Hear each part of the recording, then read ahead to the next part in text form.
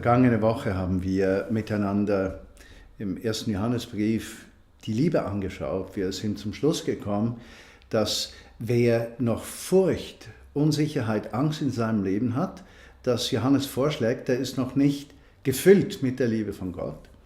Wir haben dann angeschaut, wenn wir Liebe leben untereinander, dann schaffen wir Raum für Menschen, die Furcht haben, die sich zurückgesetzt fühlen, die sich minderwertig fühlen, dass sie eben in die Gemeinschaft wachsen können. Heute möchte ich mit dir 3 Dinge anschauen, von denen ich glaube, dass sie unser Leben als Gemeinschaft der Vineyard Berlin in kraftvoller Weise ausmachen. Die 3 Begriffe sind Liebe, Annahme und Vergebung. Im Römerbrief Kapitel 12 steht ein Satz, der unglaublich kräftig ist. Ich meine viele Sätze, aber Vers 10. Seid einander in Liebe hingegeben. Ja, seid einander devot in Liebe. Seid einander ausgeliefert in Liebe. Gebt einander Liebe im Überfluss. Liebt so, dass es kracht. Von eurem Herzen her. Richtet nicht Menschen, weist sie nicht ab.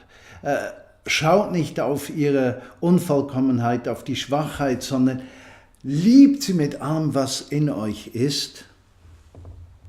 Jesus schlägt ja selbst vor, dass wenn wir lieben, dass Gott uns liebt und wenn wir uns der Liebe verschließen, dass wir uns auch der Erfahrung von Liebe uns gegenüber verschließen. Liebe, die Kraft, die etwas auslöst, nämlich die Annahme. Eines der größten Probleme des Menschen neben der Furcht und der Angst ist nämlich die Scham, sich zu schämen.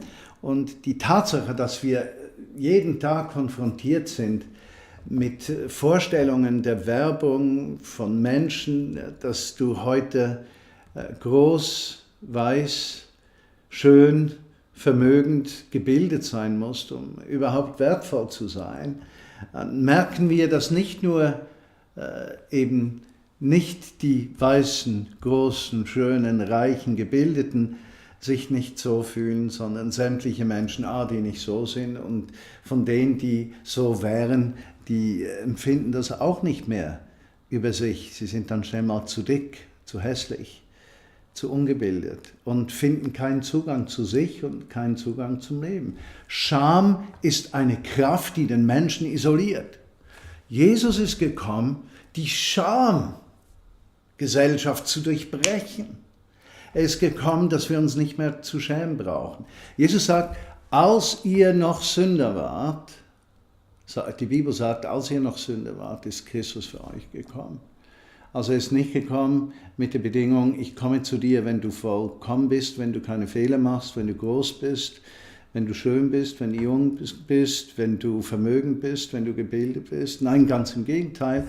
Die Bibel sagt, er ist gekommen für die Kranken und Schwachen, was die Reichen und Starken nicht ausschließt, sondern die anderen eben mit einschließt. Annahme löst das Problem von Scham. Wenn du angenommen bist, weil du bist, wie du bist, dann brauchst du dich über das, was du bist, nicht mehr zu schämen, sondern du hast ein Zuhause gefunden. Bei Christus, bei Jesus selbst, aber darüber hinaus für uns als Vineyard Berlin, Menschen anzunehmen, wie sie sind, bedeutet ein Zuhause zu schaffen und bedeutet der Scham des Menschen keinen Raum in der Gemeinde zu geben und damit wird die Gemeinde zu einer massiven Kraft in der Welt. Ermutigend. In Römerbrief Kapitel 15, Vers 7 heißt es, nehmt einander an, genauso wie Christus euch angenommen hat, denn damit verherrlicht ihr Gott.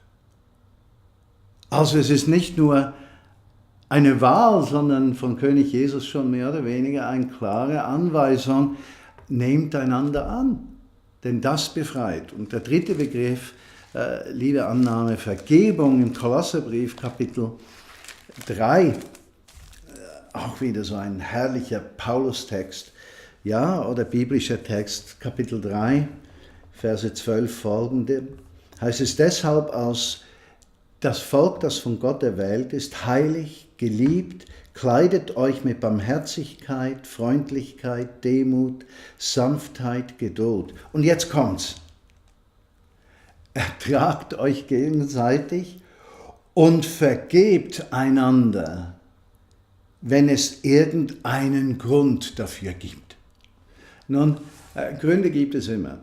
Und ich denke, das größte Hindernis, auf jeden Fall in meinem Leben, ist es nicht mal anderen zu vergeben, sondern mir selbst zu vergeben. Zu merken, ich halte mir Dinge manchmal sehr lange vor und wenn ich das tue, isoliert mich das von Gott und von Menschen und ich ziehe mich innerlich wie zurück und kann mich gar nicht frei geben. Ich fühle mich schuldig. Angst, Scham, Schuld. 3 Motivationsfaktoren des Lebens, die den einzelnen Menschen zerstören, werden überwunden durch Liebe, Annahme und Vergebung. Und so wirst du in deiner Jesus-Beziehung nicht nur Freiheit für dich erleben, sondern wir als Gemeinschaft in der Vineyard Berlin werden zu einem Ort der Heilung. Heilende Gemeinschaft werden zu einem Ort, wo Menschen frei werden können von Angst, von Scham und von Schuld. Ist das nicht herrlich? Ich wünsche dir ein schönes Wochenende und eine kraftvolle nächste Woche.